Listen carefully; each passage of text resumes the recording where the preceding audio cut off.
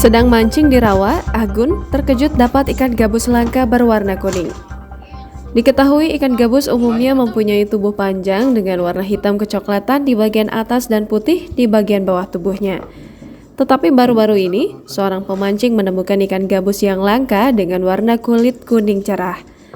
Pria bernama Agun yang sedang memancing ikan di rawa perkebunan kelapa sawit di Desa Bumiarjo, Kecamatan Lempuing, Kabupaten Ogan Komering Ilir ini terkejut dan tidak menyangka bisa mendapatkan ikan dengan panjang 15 cm tersebut. Diceritakan proses memancing dilakukannya pada Kamis 4 Agustus 2022 sekitar jam 11.00 waktu Indonesia Barat di sebuah rawa kecil di tengah kebun sawit dengan umpan yang dipakai yaitu kodok hidup. Seakan mendapatkan jackpot atau hadiah yang indah, lantas Agun segera bergegas pulang ke rumahnya yang kebetulan tidak jauh dari lokasi pemancingan. Sesampainya di rumah, kabar mengenai tangkapan ikan gabus langka tersebut cepat tersebar dan mengundang tetangga datang ke rumahnya.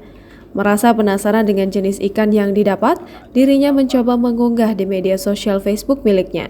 Dirinya berencana untuk memelihara terlebih dahulu ikan gabus kuning dengan menaruhnya di sebuah akuarium. Jangan lupa subscribe, share, komen, dan like ya!